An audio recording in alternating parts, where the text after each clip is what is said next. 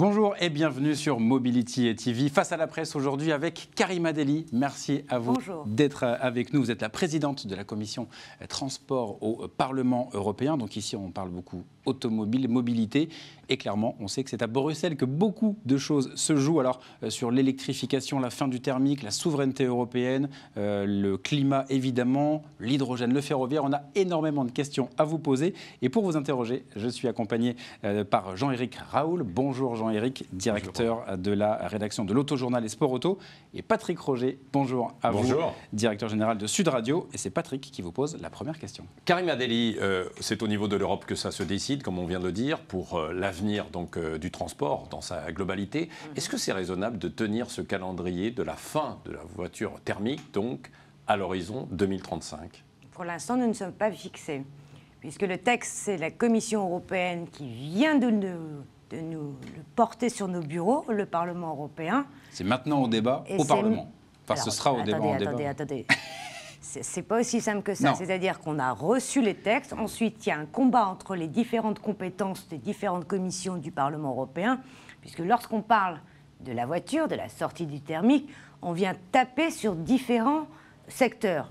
L'industrie, la question de l'environnement, la question du marché intérieur, la question des transports, des infrastructures. Vous voyez, d'abord, c'est un jeu dans le Parlement européen. Ensuite, la vraie question, c'est la Commission européenne, pour l'instant, dit 2035. Ouais. Mais il y a des pays qui disent 2030. La France a présenté un plan climat en 2017 qui disait 2040. Et quelle va être la position du Parlement européen ? Donc, pour répondre à votre question, Monsieur Roger, je ne peux pas vous le dire. Pour l'instant, le calendrier va se faire réellement, mais je ne peux pas vous dire si c'est 2035 ou 2040. Et est-ce que, dans la sortie justement des thermiques, une question réelle, est-ce qu'on met les hybrides, par exemple ? C'est ça, c'est l'enjeu. Oui, vous voyez ? Bien sûr. Ça va être tout un enjeu qui va être un rapport de force entre les pays, mais aussi entre... Avec les constructeurs, parce que les constructeurs également doivent être partie prenante quand même. Mais pas seulement les constructeurs. Et c'est ça la nouvelle logique.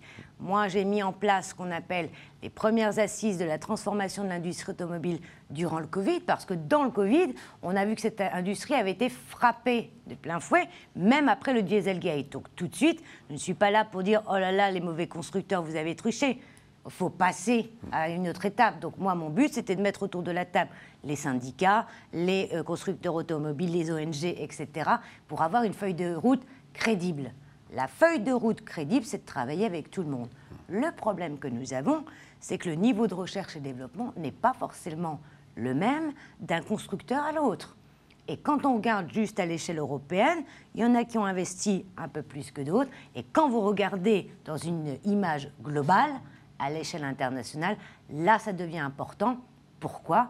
Parce qu'on se rend compte que l'Europe n'a pas réellement fait en sorte que la recherche et l'innovation soient... Nous n'avons pas anticipé, c'est ce que vous voulez dire, quoi, chez les constructeurs européens, alors. On n'a pas anticipé, et en plus de ça, on met sur le marché des choses qui ne sont pas les usages de la mobilité quotidienne. Et ça va être un grand sujet, puisqu'on a vu arriver, notamment dans les différents salons de Francfort, etc., on sait qu'aujourd'hui, les SUV sont aujourd'hui les premières voitures qui sont le plus achetées.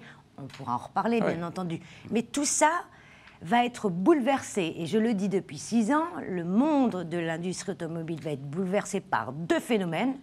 Le phénomène du numérique et le phénomène de la transition énergétique. Et donc, nous, on est là pour avoir un cadre intelligent, parce que c'est un secteur, il faut bien savoir, le secteur automobile français n'est pas juste un secteur français. C'est un secteur pilote avec des fleurons au niveau international. Maintenant, faut-il encore avoir des fleurons ? Et là, on pourra se poser des questions. Qui sont ces nouveaux leaders de la mobilité de demain ? Jean-Éric Raoul. Précisément, parce que vous tracez comme dessin de l'industrie automobile européenne, finalement, j'ai l'impression que vous êtes un tout petit peu déçu du niveau où sont arrivés les constructeurs, alors que nous, de notre point de vue, si on regarde une image globale au niveau du monde, on se dit que les Européens sont quand même un peu à la pointe de la décarbonisation de la mobilité individuelle. Si on compare évidemment par rapport au continent nord-américain, qui a été longtemps à la traîne, là, évidemment, sous l'impulsion de Joe Biden, ça a bougé. si on compare aux Japonais qui ont fait des choses, mais qui sont encore à la traîne sur le pur électrique. Et vous semblez nous dire que finalement, l'Europe ne serait pas un champion mondial en termes de mobilité décarbonée. C'est pas que l'Europe n'est pas un champion mondial, c'est que l'Europe voit juste un prisme de la voiture électrique sur la production. Ouais. Vous voyez ? Alors qu'on ne pense pas comme ça dans les autres pays. On pense une politique industrielle. Une politique industrielle, c'est de penser tout le cycle de vie d'une voiture électrique. Vous voyez ? Et puis le cycle d'usage aussi, on pourra parler des bornes de recharge, etc. Mais d'abord, la première chose, c'est le cycle de vie d'une voiture. Là, il faut créer tout de suite une filière.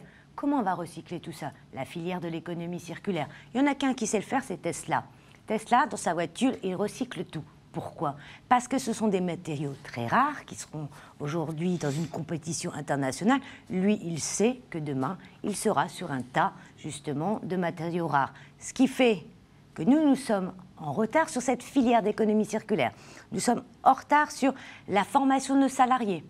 Et ensuite, vous avez raison, il ne faut pas pleurer sur l'Europe, parce que l'Europe, on a quand même des choses extraordinaires. On a du rétrofit, par exemple. Les petits malins du rétrofit, on a vu que la loi LOM, enfin, leur permettait, justement, parce que les constructeurs automobiles bloquaient l'homologation. Là, on va pouvoir changer des moteurs thermiques en moteurs électriques. Vous voyez ? Mais le marché n'est pas ouvert. Pourquoi on ne l'a pas encore ouvert ? Qu'est-ce qu'on attend ? Alors qu'il faudrait former des salariés et ensuite partir des territoires, parce que c'est ça la force de la France. Et c'est là où on ne regarde pas. Il faut regarder où sont les territoires où nous avons des usines, parce que si nous n'en faisons rien, je peux dire que la concurrence va dire il va falloir délocaliser. On a les salariés, on a les compétences, on a les savoir-faire sur les territoires. Faisons un maillage territorial, hop, et lançons une nouvelle politique industrielle. Et ensuite, la France pourra aller voir l'Europe et dire voilà ma feuille de route. En tout cas, c'est la mission que je me donne et c'est ce que je voudrais faire là dans les 2-3 mois. Ce que vous avez dit tout à l'heure, Karima Delli, est quand même intéressant. Vous avez dit bon, la fin de la voiture thermique ou peut-être le mix, quoi, c'est-à-dire l'hybride, la voiture hybride. Vous êtes encore aussi dans ce schéma en vous disant peut-être qu'on n'arrivera pas à cette fin en 2035 ou en 2040 et qu'on sera obligé d'avoir de l'hybride pour nous accompaginer parce qu'il y a beaucoup d'incertitudes sur les bornes, sur le système. Le stockage de l'énergie, par exemple. À tous les niveaux. Et sur la production. On est totalement d'accord. Le véritable problème, c'est qu'est-ce qu'on veut. Aujourd'hui, le rapport du GIEC nous dit il ne reste qu'une dizaine d'années. Le problème que nous avons, c'est que nous avons eu des politiques paresseuses. Et ça, il faut le dire. Attendez. Paresseuses. On a baissé quand même de 25% les émissions de CO2 en l'espace de 10-15 ans. On a baissé les particules, le taux de particules, en fait, de 10 en l'espace de 3 ans. On a quand même énormément travaillé, qui plus est en Europe et en France même, non ? Attendez. On a travaillé un petit peu en Europe et en France. En Europe, c'est les législateurs où j'ai poussé après le Dieselgate. Mais quand vous regardez les normes... Non, mais c'est vrai, mais vous y avez contribué, voilà, bien sûr. Mais quand vous regardez ce que vous disiez, l'exemple japonais et l'exemple des États-Unis, les normes sont beaucoup plus sévères. Vous voyez, on est très loin. Aux États-Unis. Je peux vous dire qu'aux États-Unis, là, en ce moment, ils sont. Regardez, il n'y a pas de diesel, etc. Oui, nous, on a un parc sur le diesel, bien sûr. Oui, mais c'est quand même notre parc. La question du diesel aux États-Unis, c'est juste une question de protection du marché intérieur. Il ne faut pas se leurrer. Non, pas seulement. C'est-à-dire que c'est inscrit dans leur constitution, dans leurs droits, notamment la question de la santé. Oui. Et là, je peux vous dire, et c'est là où ça devient très urgent, parce que vous me pointez une vraie question, c'est-à-dire que le secteur des transports en Europe, c'est le seul secteur qui ne réduit pas ses gaz à effet de serre depuis 1990. Tous les autres secteurs font des efforts, sauf ce secteur. Aujourd'hui, on sait que 94%, notamment des véhicules, c'est des énergies fossiles. On ne pourra plus. Donc maintenant, et je le dis de manière très simple, nous sommes à 3 mois de la présidence française de l'Union européenne. Je l'ai dit au gouvernement, je le rappelle sur votre plateau, il faut absolument avoir une feuille de route de sortie. On ne fait pas une feuille de route de sortie des véhicules thermiques si on n'a pas un plan global. C'est-à-dire l'économie circulaire, recyclage des véhicules, formation des salariés, faire en sorte que les batteries deuxième génération, un véritable fonds de recherche et développement, de montrer qu'il faut partir, et vous avez raison, des questions d'infrastructure. On ne met pas des bornes électriques n'importe comment, on pourrait dire plus les pays font des bornes électriques, mieux c'est. Non, ça ne marche pas comme ça.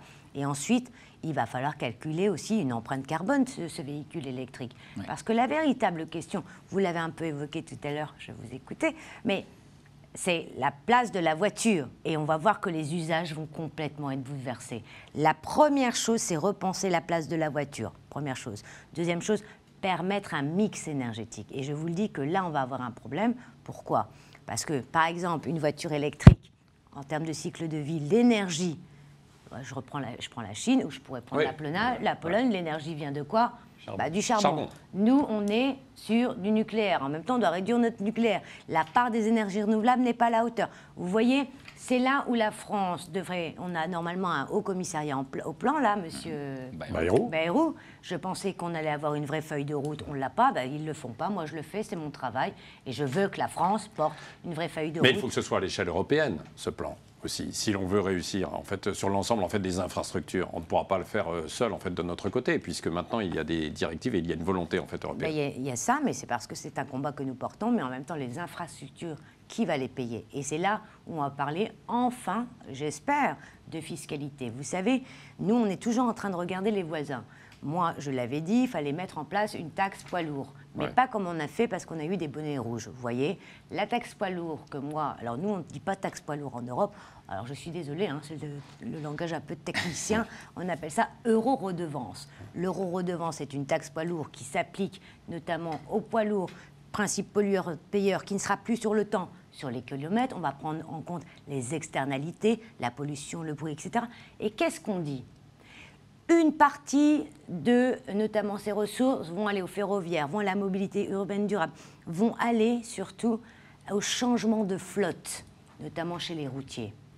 Et là, ça devient intéressant. Pourquoi? Parce que changer les flottes, notamment de l'électrique au thermique, va coûter vraiment de manière importante. Et donc là, on a une ressource nouvelle budgétaire qui pourrait être gagnant pour tout le monde, pour le climat, pour l'emploi, mais aussi pour la pollution, et on n'est pas sur ça. Alors quand vous me dites, oui, mais la France, on ne peut pas être... Mais non. La France doit être capable d'avoir une feuille de route à la hauteur des ambitions. Vous voyez?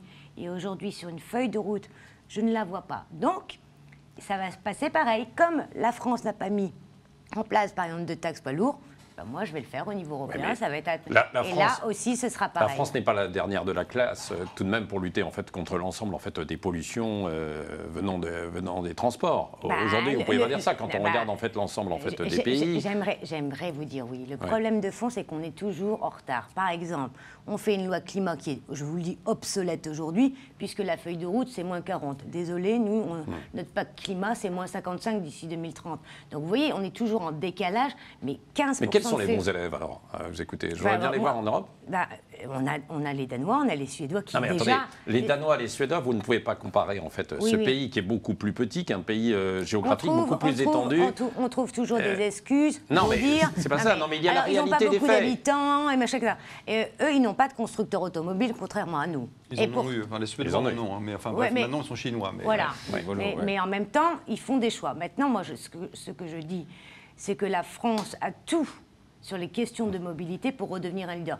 Encore faut-il qu'elle pense en termes de mobilité à politique industrielle, de montrer que ce qui est bon pour le climat, c'est bon pour l'emploi. Ce logiciel-là, elle ne l'a pas encore. Alors, la question du ce qui est bon pour le climat, c'est bon pour l'emploi, j'aimerais en être convaincu, mais c'est comme pour les bascules vers le numérique, les changements de qualification, les changements de chaîne de valeur ajoutée dans les nouveaux véhicules, ça va être un chaos, ça va être un tremblement de terre terrible. Les batteries, aujourd'hui, on sait pertinemment que, de manière très majoritaire, la technologie, la production, elle est en Asie et principalement en Chine. Or, c'est aujourd'hui 40% de la chaîne de valeur des voitures. C'est-à-dire que les constructeurs européens vont abandonner 40% de la valeur de leurs véhicules à une production qui n'est pas externalisée en Europe, comme on fait aujourd'hui dans la chaîne de production automobile, qui est externalisée chez les Chinois, dont on connaît les standards sociaux, dont on connaît les standards environnementaux. Et ça, pour le coup, c'est quelque part la pression environnementale qui va nous pousser à externaliser cette production de batteries en Chine. Ça, c'est la première chose. Évidemment, si on perd 40% de la chaîne de valeur sur les voitures en Europe, on va perdre 40% des emplois qui sont accolés. Comment on fait pour éviter que ça soit une boucherie sociale ? Alors, il y a plusieurs choses. Tout d'abord, demain, nous allons avoir une taxe carbone aux frontières. Tout ce que nous allons importer en Chine, on devra le payer, qu'on le veuille ou non. Ensuite, le problème de la batterie électrique, ce sont les matériaux. Hein, on parle aujourd'hui du cobalt, du lithium, tout ça, nous ne l'avons pas. Sauf si nous créons des filières, notamment de recyclage, pour pouvoir les réutiliser. Et là, on crée de l'emploi. Mais le problème, encore faut-il créer des véritables filières. Moi, ce que j'ai dit sur l'automobile, c'était assez simple. Aujourd'hui, en France, nous avons le compte personnel de formation pour tous les salariés. Pourquoi nous n'avons pas créé ces filières pour tout de suite, à partir du compte personnel de formation, de les réorienter sur ces filières-là? Mais qu'est-ce qu'on attend? Vous voyez, on a un levier d'action qui est formidable pour relancer ces filières. Ça, c'est la première chose. La deuxième chose, c'est que si on était un petit peu intelligent, on a un couple franco-allemand qui est fort. L'industrie allemande est très forte et ils commencent à mettre en place des alternatives parce qu'il faut faire attention.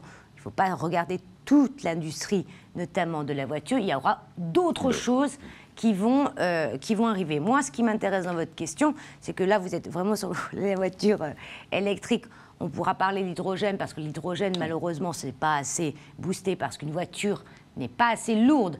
L'hydrogène sera dans des leviers d'action de mobilité sur les bus, sur notamment les trains. Problème de fond, encore une fois, on est dans une concurrence où en France, on a eu peur de l'expérimentation du train à hydrogène, ce qui est quand même fou, ce qui fait que l'Allemagne est en avance. Alors, eux, j'ai appris ce matin, ils sont sur déjà 80, en expérimentation, hein, sur 50-80 trains à hydrogène. Nous, on va peut-être en expérimenter 10, et encore, c'est pas fait. Vous voyez, c'est là où c'est rageant, je peux le dire.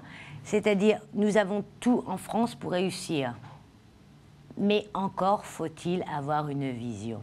Et là, même le couple franco-allemand, on aurait pu travailler avec eux pour dire quel type d'industrie demain face aux géants. Et je le répète, les géants, c'est quand même l'Amérique du Nord et notamment le Japon et la Chine. Parce que dans cette transition, la nouveauté, bien sûr, c'est le mix énergétique, mais c'est le numérique. Le numérique va venir bouleverser énormément de paramètres. Parce que la voiture, demain, ce ne sera plus des voitures individuelles. On va partir sur des pôles de voitures, ce qu'on appelle des voitures partagées. Et c'est là où il y a tout un écosystème à créer, notamment ce qu'on appelle en anglais « mobility as a service », la mobilité comme un service. Et c'est là où on devrait être très bon. Parce que c'est la question des données qui va être importante. Est-ce qu'il existe d'ailleurs un plan pour des transports terrestres en véhicules autonomes en Europe? Est-ce qu'on a ça dans les cartons alors, en fait, à Bruxelles ou pas? Non, alors pour l'instant, nous sommes en train de regarder de très près la question du véhicule autonome. Mais elle nous pose 3 problèmes. Tout d'abord, la question de la cybersécurité. C'est la raison pour laquelle nous avons mis en place la première agence européenne de cybersécurité. 2, c'est la question des données. C'est-à-dire, qui va avoir accès à ces données?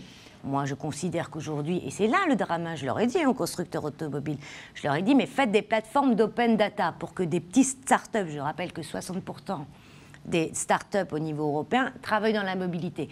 Travaillez avec eux pour la recherche et le développement. Ne gardez pas vos données. De toute manière, ils gardent leurs données, mais ils n'ont pas le temps de les traiter, ils ne savent pas quoi en faire, il y en a trop. Donc, deuxième question, c'est la question des données.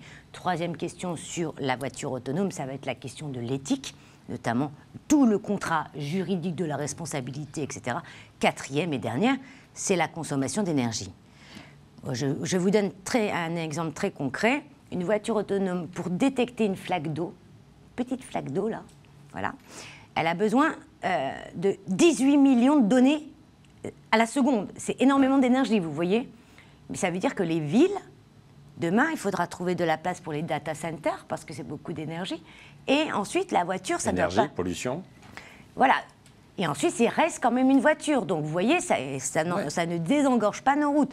Et là, ça va poser un problème, parce qu'il y a plusieurs pays qui sont en train de se dire, nous, les systèmes de véhicules autonomes, on les prend sur 2 volets, notamment le côté humanitaire, sanitaire, climatique. Je vous donne un exemple. Pour eux, une voiture autonome, c'est très important, par exemple, pour gagner 3-4 minutes d'une ambulance, pour un camion, pour les pompiers, pour sauver des vies. Là, on peut commencer à réfléchir, mais ça veut dire équiper toute une ville, en capteurs, etc. Vous voyez, ça juste pour les ambulances et voilà. Voilà. Donc, après, ce sont des choix à faire, vous voyez. Moi, je suis aujourd'hui en train de me dire, la voiture autonome telle qu'elle est, elle ne sera pas tout de suite. On a des expérimentations, en plus il y a des niveaux, des grades, etc. Mais on n'est pas prêt. Parce que je pense que sur ça, d'abord, utilisons ce que nous avons, et ensuite on verra ce qu'il en est sur la réglementation, parce que moi, la plus grande peur que j'ai sur la voiture autonome, c'est la cybersécurité. C'est-à-dire des hackers, même de l'autre bout de la Terre, peuvent détourner une voiture. Bon, donc c'est pas pour demain, quoi. Hein. Il y a beaucoup d'autres choses à faire. Il y a beaucoup plus de choses. Vous avez répété à plusieurs reprises quand même, il faut sortir du tout voiture. Mais alors, est-ce que vous êtes toujours sur cette ligne ? J'ai pas dit du tout voiture. Ah bah moi je l'ai vu. Ou alors je l'ai interprété. J'ai dit il faut repenser la place de la voiture. Vous avez vu comment la caricature des écoles. Donc sortons en partie du tout voiture. Et est-ce que c'est vraiment votre ligne ou est-ce que votre ligne est plutôt d'aider absolument à la transformation de ce secteur en fait automobile ? Donc, il y aura les deux. Et au fait, ça va dépendre des usages. Pourquoi on a eu les gilets jaunes ? Pourquoi on a eu les gilets jaunes ? Parce que nous n'avons pas la même mobilité si vous habitez dans un centre-ville que si vous habitez à la périphérie, si vous habitez les zones rurales. Dans les zones rurales, moi je peux vous le dire, je les connais bien, je suis des Hauts-de-France, il y a énormément des zones rurales, il y a des gens qui n'ont pas le choix de prendre une voiture. La périphérie des villes aussi, voilà, bien sûr. Vous voyez. Et c'est là où on devrait avoir un maillage territorial d'intelligence collective. Pourquoi ? Une voiture électrique est rentable à partir de 50 000 km. Ce n'est pas au centre de Paris qu'on va rouler. Donc, il faut les mettre à la périphérie ou dans les zones rurales. Pourquoi, en termes d'infrastructure, à ce moment-là, on ne met pas des pôles d'échange de véhicules électriques ? Là, ça devient intelligent. Vous voyez, c'est bon pour leur portefeuille parce qu'ils sont en autopartage, ils n'ont pas forcément obligatoirement besoin de leur voiture. Et ensuite, ça va dépendre aussi de l'espace. Pourquoi ? Parce qu'une voiture dans ces zones-là, on la prend en règle générale souvent pour aller au travail. Mais avec le Covid, il y a différentes dispositions qui font que le télétravail a remplacé des mobilités. Mais il reste des métiers, et on l'a vu, vous avez raison, qui ont dans l'obligation de prendre un véhicule. Donc moi, je ne suis pas de celles qui disent « Ah bah la voiture, ça n'existe pas. La voiture restera. Elle va changer d'usage. On n'aura peut-être pas demain chacun sa voiture électrique. Je suis désolée de vous le dire, il y a 1 milliard de voitures dans le monde. On ne peut pas faire 1 milliard de voitures électriques. Ce n'est pas possible parce que nous sommes dans le défi climatique en termes d'énergie. Alors, mais qu'est-ce que ça veut dire, ça ? Alors, ça veut dire qu'il n'y aura pas des voitures pour tout le monde, donc il y aura une pénurie à un moment donné de voitures ? Non, c'est-à-dire que les usages vont changer. Et c'est là où ça va être très intéressant, notamment sur quel type. Regardez. La fin de la propriété individuelle. Est-ce qu'on est prêt dans les mentalités de se dire je vais partager ma voiture ? Est-ce qu'on est prêt ? Absolument. Et puis on a inventé des choses extraordinaires. La crise du Covid a inventé quand même des choses. On a inventé les coronapistes. C'est vrai. Regardez le boom des vélos. On appelle ça des coronapistes. Le problème, et moi je l'ai dit au gouvernement français, je parle beaucoup, j'ai essayé de secouer le gouvernement français, vous voyez.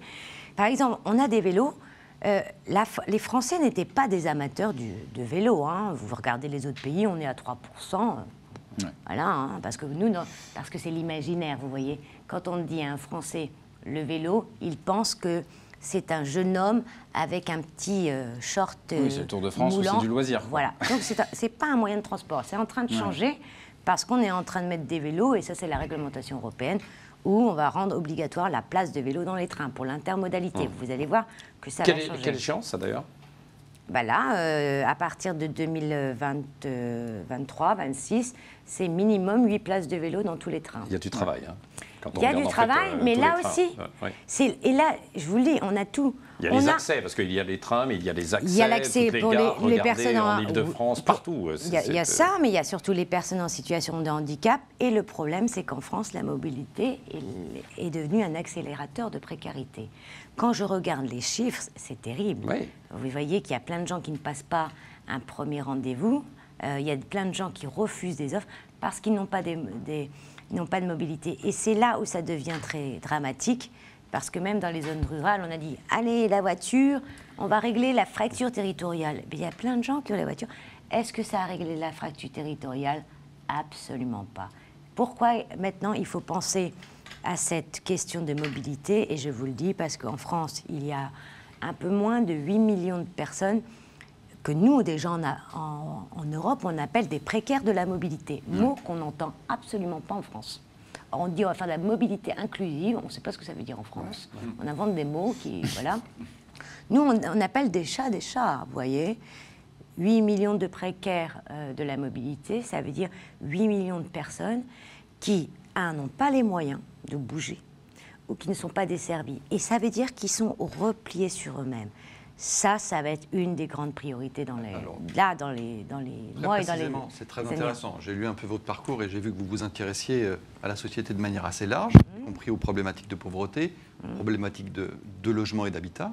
Là, vous êtes sur les questions de transport et de mobilité. Évidemment, comme vous venez de le dire, tout est lié. Bien sûr. Et une injonction vers un véhicule électrique pour tous obligatoire à échéance 2030 ou 2035, c'est en l'état une aggravation terrible des fractures territoriales. Puisque, évidemment, les populations qui sont à l'extérieur des villes ou en général un revenu plus faible ne sont absolument pas en capacité de changer de véhicule fréquemment et encore moins pour un véhicule électrique dont on sait qu'il coûte 30 à 40% plus cher.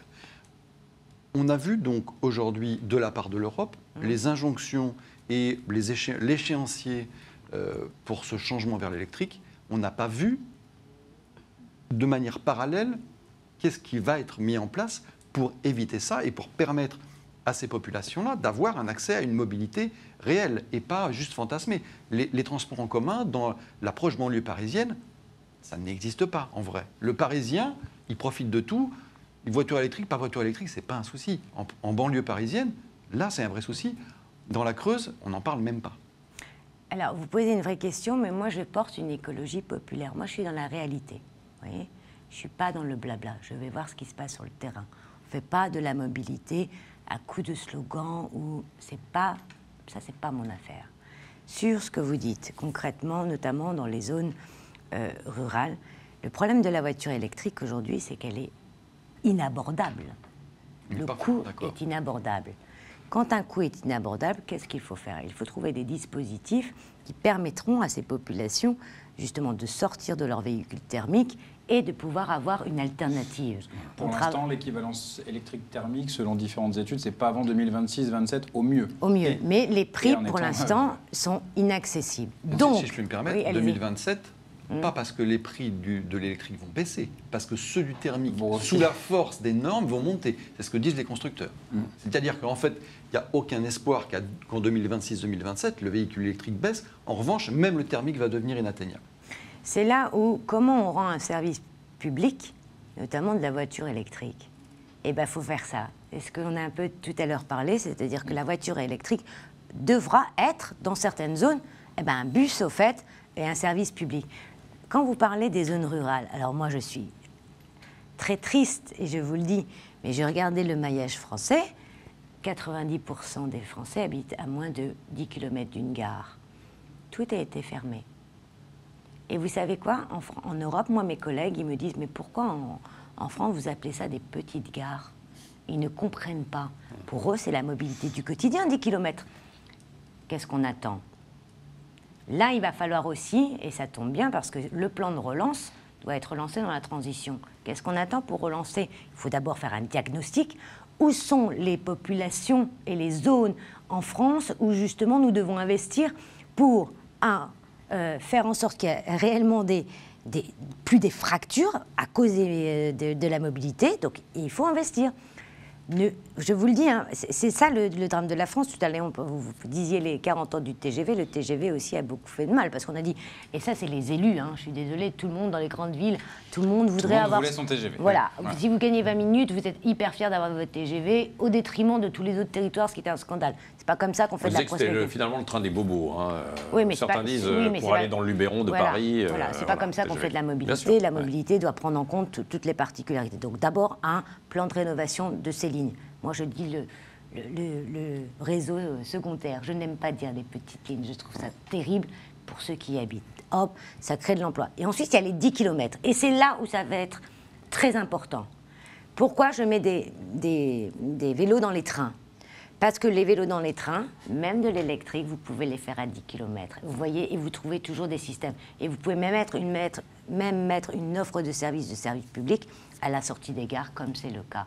Donc, au fait, dans la mobilité, c'est comme la biodiversité. Il y a il y a un panel de solutions. Encore faut-il partir de la vraie vie des gens. Alors, partir de la vraie vie des gens, oui. Un panel de solutions, je suis parfaitement d'accord. Vous dites depuis tout à l'heure, il faut aller dans cette direction.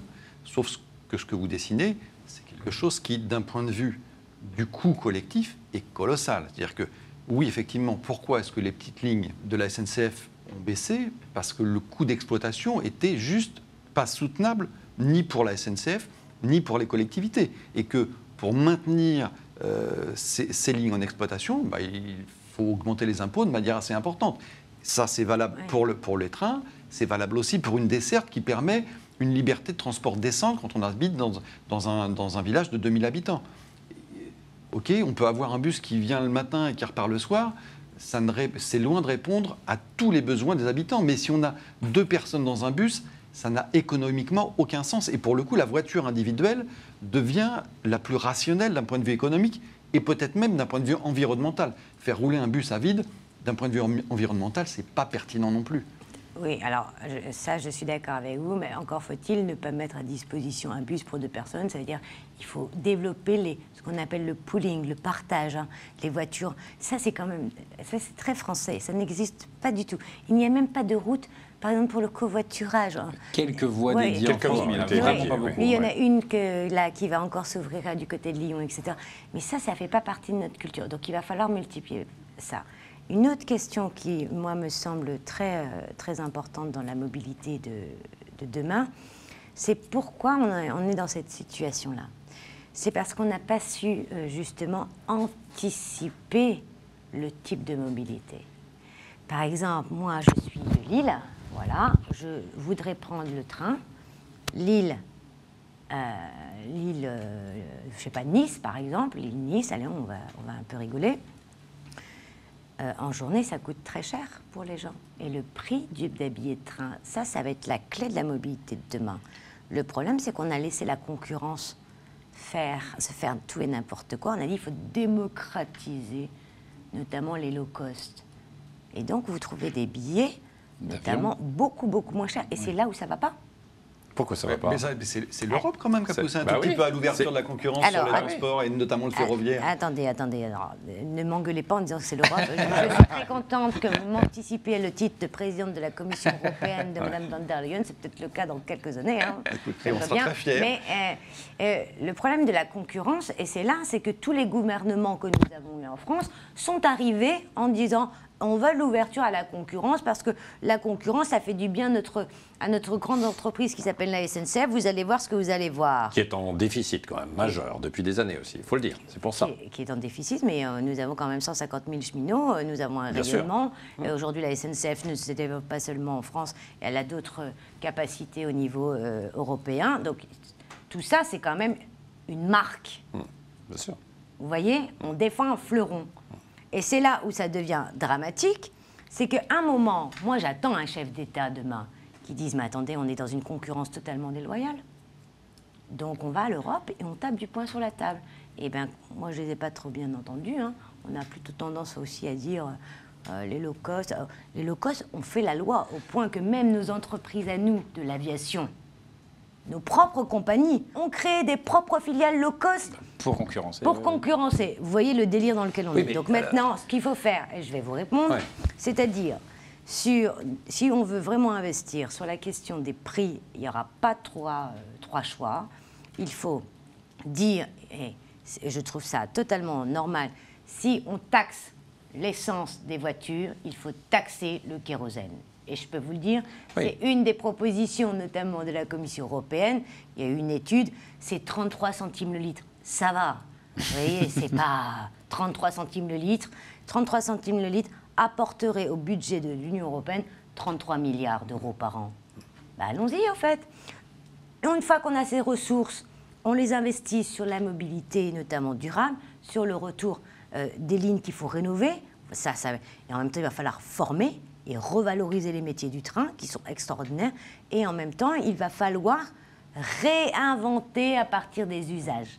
Et ça va être très important parce que nous n'avons plus du tout la même mobilité aujourd'hui qu'hier. Karima Delli, alors si je suis effectivement dans votre raisonnement où il faut redévelopper le ferroviaire, il faut lui redonner une grande place. Absolument. Bon, notre déficit public, est aujourd'hui, rend les choses quand même un petit peu plus compliquées pour pouvoir en fait investir, même si on peut avoir des plans à long terme.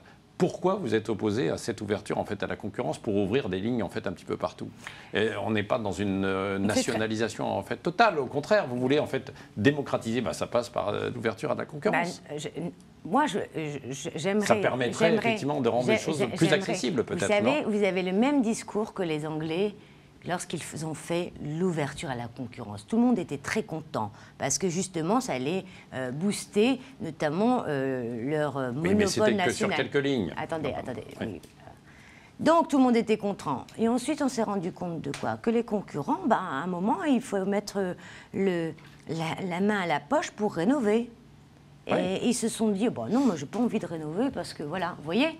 Et après, on va un peu mieux payer les gens qui sont dans les trains parce que quand même... Il y a ça, et ensuite, ils ont fait la pluie et le beau temps. Regardez les prix des trains en Angleterre qui ont explosé, vous voyez.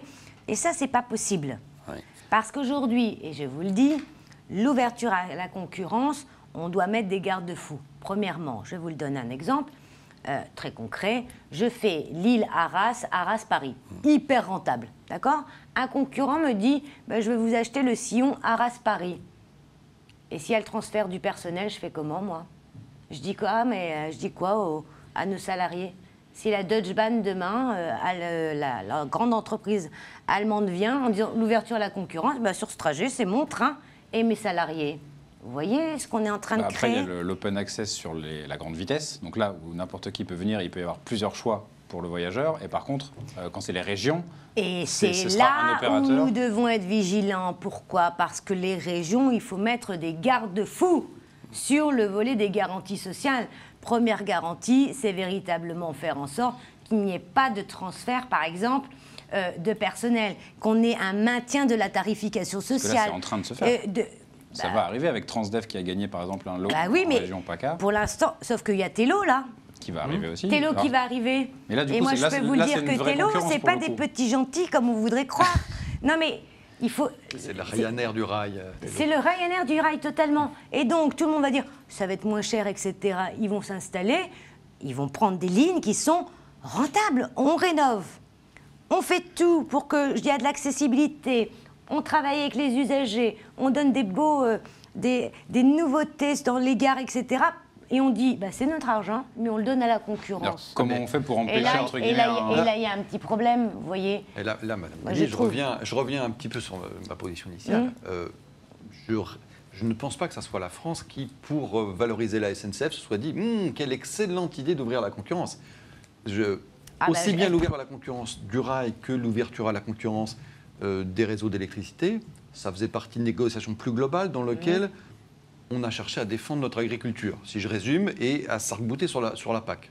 Et ça faisait partie du paquet dans la négo, ok, on va ouvrir à la concurrence, ça ne nous fait pas plaisir, mais par contre, la PAC, il ne faut pas y toucher. En tout cas, moi, c'est ce que j'ai le sentiment d'avoir vu. Vous n'étiez pas là, vous n'étiez pas dans les négociations. Très certainement, je n'étais pas là. Vous n'étiez pas dans les négociations, moi je peux vous le dire. Comment ça s'est passé? C'est qu'à un moment, la France n'arrive pas à taper du poing sur la table, sur les négociations, que ce soit le ferroviaire et ça. C'est pour ça que je serai très attentive à la présidence française, vous voyez. Et tous les journalistes que vous êtes, il faut regarder ce qui se passe au niveau européen parce que la mobilité, ça part de là. Et c'est là où il y a un problème, parce qu'on a toujours un double discours. On a des gouvernements en France qui disent « Vous inquiétez pas, on était les meilleurs ». Mais quand on se couche à l'Europe, je peux vous dire qu'en tant que présidente de commission, on a mal. Parce que moi, je peux gagner et faire le dragon, vous voyez, essayer d'avoir des choses, mais si les gouvernements ne jouent pas leur rôle, alors là, c'est terminé. Et l'ouverture à la concurrence, c'est fait un peu comme ça, vous voyez. Donc, ça ne s'est pas fait la PAC, machin... Ça, c'est des histoires. La vérité, c'est qu'à un moment, lorsqu'on a un manque de courage politique au niveau des tables de négociation, vous perdez tout. Et puis après, on dit, c'est à cause de l'Europe. Tout ça, c'est trop facile. À propos de courage, je reviens quand même un instant sur la voiture, la batterie et le plan pour 2015, enfin 2035. Voilà, je disais 2015 parce que c'est à l'horizon de 15 ans. Qui va être en charge véritablement du déploiement du système de bornage en Europe? Alors, justement... Honnêtement, c'est, je pense, la grande inconnue. Et aujourd'hui, on peut mettre plein de voitures sur le marché, en fait, mais si on n'a pas un plan de bornage, ça ne servira à rien. Alors, il y a plusieurs choses, et vous posez une vraie question. C'est-à-dire qu'il y a la directive infrastructure qui va arriver, là, dans mon bureau et qui va donner justement un cadre. On met des bornes électriques tous les combien? Ben oui. 60 km, 70 km. C'est ce qu'on lit souvent, c'est 60. Ouais, voilà, ça, pour l'instant, c'est ce que dit la Commission. On va voir. Ça, c'est la première chose. Ensuite, comment vous avez une autoroute aujourd'hui, comment vous transformez l'ensemble des stations essence? Oui. Vous voyez? Comment et où nous allons mettre le stockage de l'énergie? Parce qu'une voiture électrique, elle va consommer de l'électrique. Eh oui, ce que ne fait pas une voiture thermique. Oui. Vous voyez? Dans un quartier où il y a en fait des immeubles avec des grandes barres, où les gens vont pouvoir charger leur voiture. Le paradoxe de la voiture électrique, c'est que c'est un usage qui est parfait pour l'urbain et le périurbain, et c'est l'endroit où c'est le plus compliqué, puisque c'est de l'habitat collectif, et donc des prises en voirie, il n'y en a pas, ou peu, ou pas assez. Oui, alors, il y en a plus que... Mais oui. il y en a probablement plus que... Là, on parle de la recharge individuelle, qui est la majorité de la recharge en réalité. Parce que là, vous parliez des fréquences... À domicile ou... des fréquences du bornage. La fréquence du bornage, c'est pour des usages finalement assez rares. Il faut que ça soit assuré, mais le longue distance, c'est des usages qui vont être... La voiture électrique n'est pas faite pour ça. C'est des usages qui vont être rares. L'électrique... Ça dépend de l'autonomie des batteries. Oui, mais ça, c'est de l'argent. Aujourd'hui, nous sommes sur du 500 km. Non. En vrai, 380 maximum. Alors, attendez, on est sur... Moi, ma question sur les infrastructures, je me permets de vous couper la parole, hein, non, mais c'est pas très poli, mais on échange. C'est parce que un des vrais problèmes, c'est notamment ce que nous avons. Je vais vous donner un exemple très concret. Nous avons laissé s'installer des bornes Tesla. Si vous n'avez pas une voiture Tesla, vous ne pouvez pas recharger votre voiture. Pour l'instant, en tout cas. Mais comment se fait-il qu'on a laissé faire ça? L'interopérabilité, c'est quelque chose qu'on sait faire, ça, en Europe. Vous voyez? Tesla est très bien maillé en Europe, mais que pour les possesseurs. Eh bien, c'est là où on est... qu'est-ce que c'est que ces dirigeants qui n'ont pas de vision stratégique du territoire? C'est-à-dire qu'on dit oui à Tesla, venez mettre vos 3 bornes au Touquet, parce que c'est un peu ça. Au hasard. Et le reste... On peut pas. Mais il y a un problème de fond, vous voyez. On ne fait pas de la mobilité comme ça. Je ne vais pas prendre le parti de Tesla, mais c'est d'une grande injustice, je trouve, ce que vous dites. Personne n'a voulu mettre de l'argent sur les bornes. Ouais. Tesla a perdu énormément d'argent en construisant un écosystème complet. Tesla, le premier et jusqu'à présent le seul, a compris qu'on ne peut pas vendre à des particuliers une voiture électrique s'il ne peut pas la brancher. Mais on est d'accord, sauf que eux, ils ont mis l'argent. Sauf que la puissance publique, est-ce qu'elle est là pour dire laissez faire vos bornes et les autres voitures, c'est pas possible? C'est pas ça la puissance publique. Mais il faut mettre l'argent. Et donc, la puissance publique aurait dû faire un partenariat avec Tesla en disant on trouve un accord avec les autres partenaires des constructeurs automobiles, mais on rend ces bornes-là interopérables. Et c'est là où on fait de la politique, vous voyez. Vous êtes d'accord avec moi? Oui, mais vous voyez que c'est le privé qui entraîne quand même éventuellement le public, parce que le public est bien en retard, alors que le privé, à travers Tesla, et puis il y a d'autres constructeurs qui sont allés en fait bien en avance. Et heureusement qu'ils n'ont pas attendu le public, la puissance publique, et l'Europe, sur ce point. Oui, mais la puissance publique, vous savez, c'est comme Facebook. Tout le monde dit « Ah, ils sont géniaux, ils ont tout fait tout seuls. » Non. Monsieur Zuckerberg, lorsqu'il invente, alors tout le monde croit que c'est son petit garage, il bénéficie quoi? De l'argent public, de la recherche et de l'innovation. Ouais. D'accord? Nous, pareil. Qu'est-ce qu'on attend pour vraiment investir dans la recherche et notamment dans l'innovation ici en France sur des... Moi, on n'est pas contre le progrès, mais il faut faire des choses intelligentes.